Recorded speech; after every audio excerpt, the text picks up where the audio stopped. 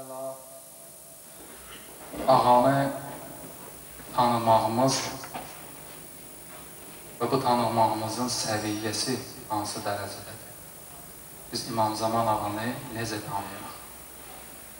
Ağamızı necə tanıyırıq? Hüccətimizi necə tanıyırıq? Bu tanımaq yerində olmayanda,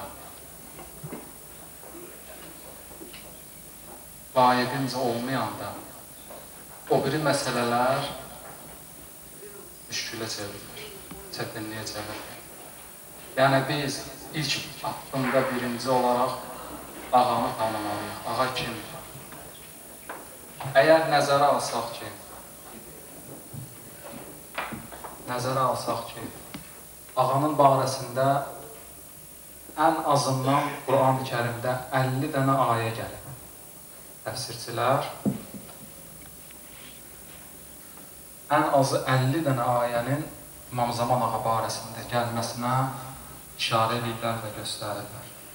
Bizim bir boynumuzda həqqdir ki, açaq bu müəlliflərin, bu alimlərin ağa barəsində təfsir etdikləri ayələrin mənasına və təfsirinə baxaq.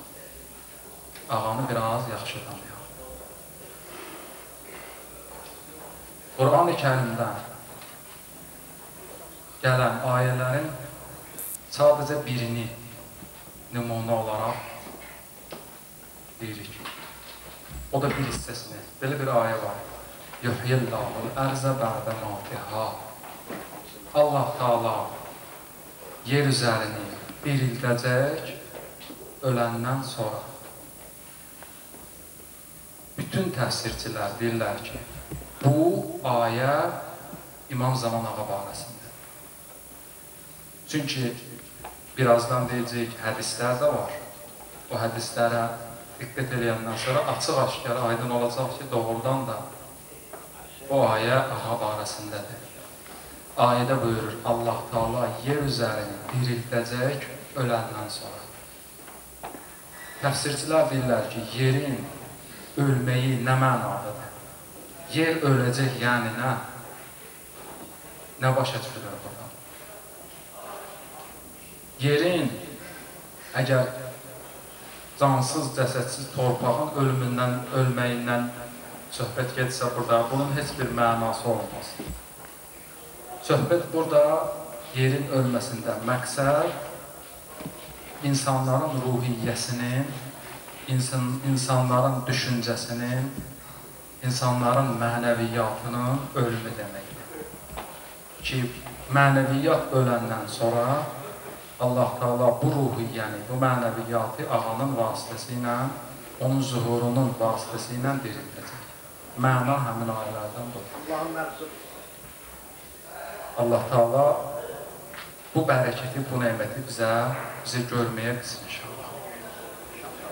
Rəvayətlərə baxaq. Rəvayətlərin bir neçə rəqəmləri var ki, mən onları yazdım, götürdüm. Çox maraqlı göstəricilər var ki, onları xidmətinizə çatdıracaq indi.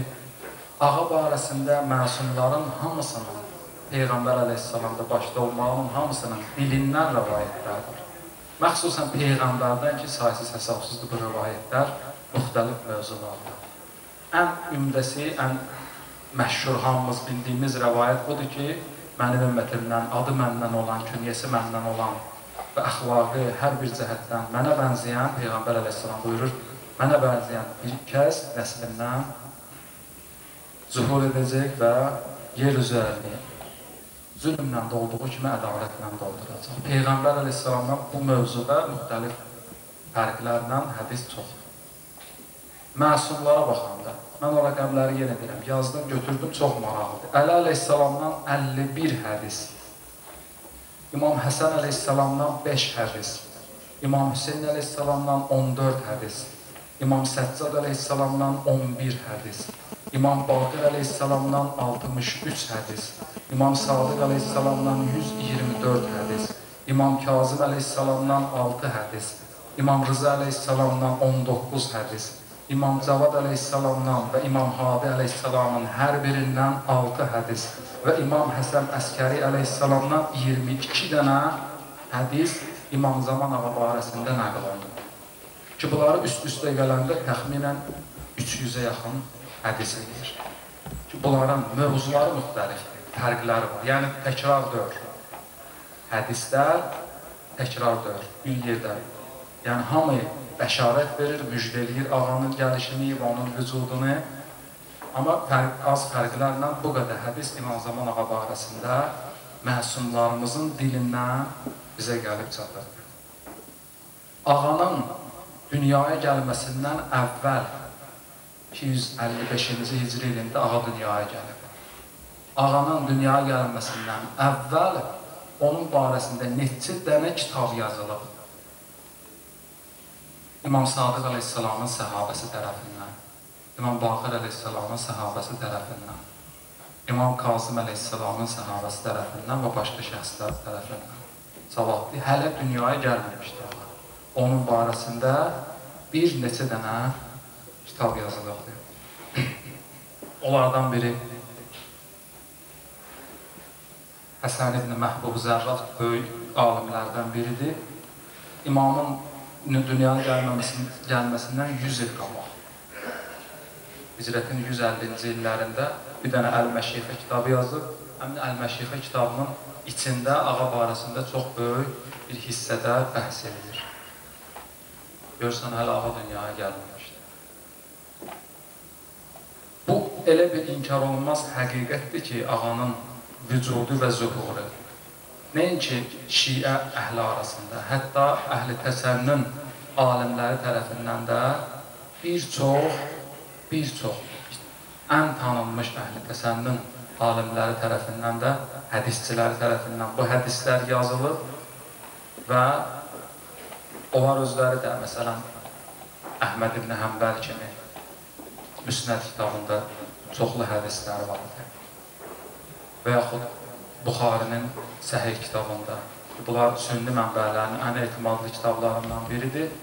Orada da ağa barəsində bir çox hədislər deyilir. Dəqiq rəqəmlərlə yenə demək istəyirəm. Burada çox maraqlıdır bu mətləblər. 33 səhabənin dilindən sünni mənbələrində rəvayət var ağa barəsində, ayrı-ayrı. 33 səhabə, yəni 33 yolla, vasitə ilə ağa barəsində, ağanın vücudu və zuhuru barəsində rəvayətlər var sünni mənbələrində. 106 dana sünni alimi öz kitablarında 106 böyük tanınmış şəxsiyyətlərdir. Ağa barəsində öz kitablarında böyük fəsillər ayırıblar və onun barəsində bəhs edirlər. Ki, doğrudan da belə bir şəxsiyyət var, Peyğəmbərin hədislərini getiriblər, Quran ayələrini getiriblər və bunu ispat edirlər. Bu 106 nəfərdən 32 nəfəri isə ağa barəsində xüsusi kitab yazır. İmam Zaman ağa barəsində. Xüsusi bir dənə kitab ağa barəsində yazırdı. Hədislər o qədər çoxdur ki, əhl-i təsənnün alimlərindən bizim axtardığımız və nəticəyə gəldiyimiz rəqəmə əsasən 17 əhl-i təsənnün alimi bu hədislərin təvatür həddinə çatdığını iddia edib.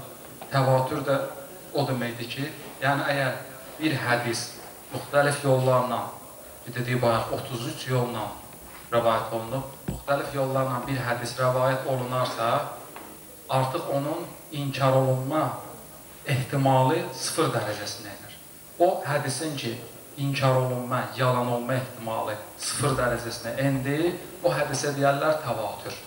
Yəni da bu hədis inkar olunmaz bir mətləbdir. Bir dedik 17 əhl-i təsənnün alimi bu hədisin ağa barəsində olan hədislərin təvatür həddinə çatdığını iddia edir. Səlavat Muhammed və Muhammed.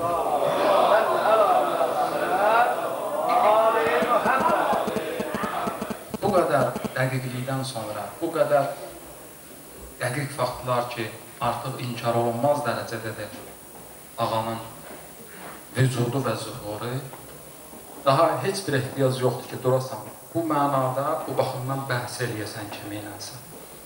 Çünki o bəhs olmasa adamlar hamısı dedik, onların böyük alimləri artıq bunu özləri etiraf edirlər və qəbul edirlər. Daha burada ixtilaflı bir mətləbimiz, ixtilaflı bir nöqtəmiz qalır. Qalır nə? Qalır bu ki, biz özümüz kim oluruqsa olaq, ağanı tanıyaq, bu mənbələrlə, bu yollarla. Bu mənbə deyəndə, yəni Quran yolu ilə, hədis yolu ilə ki, bayaq qeyd elədik, məsumlarımızdan nə qədər müxtəlif, fərqli mənalarla nə qədər hədislər gəlib, tanıyaq. Tanıyandan sonra da özümüzü ağanın zuhuruna hazırlayaq. Bu zuhura hazırlıq iki hissədən ibarətdir. Birincisi, dua, təvəkküldür. İkincisi, hərəkət və istiqamətdir. Birinci budur ki, addım atanda bir iş üçün, nəinki bu iş, hər bir iş üçün addım atanda mütləq Allaha təvəkkül eləmək lazımdır və dua eləmək lazımdır ki, Pərverdigara, bu addım ki, mən atıram, bu iş ki, mən görəcəyəm, bu işi görməkdə mənə kömək ol, təvəkkülüm sənədir. Səni Pərverdigara, mən vəkil qərar verirəm işimin avamda olması üçün. Bu mütləq lazımdır. Allaha təvəkkül etmədən, ona dua etmədən heç bir iş müvəffəqiyyətlə sona çatmaz. Heç bir iş. Mütləq bu təvəkkül lazımdır. Və bununla yanaşı dua lazımdır. Biz həmişə adət eləmişik namazdan sonra dua oxuyuruq. Allahümmə kun li valiyyikə hüccətillil həsən sələvatikə aleyhi və alə abai fi hazihi saəti və fi kulli saət. Nədir bunun mənası? Dua eləyirsən, Pərverdigara, bu ağam ki var mənim üzərimdə olan hüccətim ki var, sən buna nə olacaq? Vəliyyən və hafizən. Sən buna Pərverdigara, vəli ol, dost ol və hifz elə onu, qoru. Və qaidən və nasirən. Qaid köməkçi deməkdir, nasir də köməkçi deməkdir, eyni mənalardadır. Ağaya sən kömək olacaq. Və dəlilən və əyna. Və ona dəlil olacaq. Dəlil yol göstərən deməkdir, qabağa düşən deməkdir. Yəni Pərverdigara, bütün bu işlərin qarşısında ağamız, rəhbərimiz, yol göstərənimiz olacaq. Bizi düz yolu göstərəcək. Bu duanı eləyirik, həmişə. Özü deyirik, fi hazihi saəti və fi kulli saət. İndiki saatda, indiki anda və hər bir an bu lütfüvi, bu rəhmivi, bu diqqətivi, bu nəzərivi Pərverdigara bizim üzərimizdən götürmə. Bu bizim duamız və təvəkkülümüz. İkinci mərhələ gəlir, hərəkət və istiqamət. Hərəkət və istiqamət budur ki, dua eləyib yerdə oturmaq olmaz. Mütləq sənin hazırlığın olmalıdır.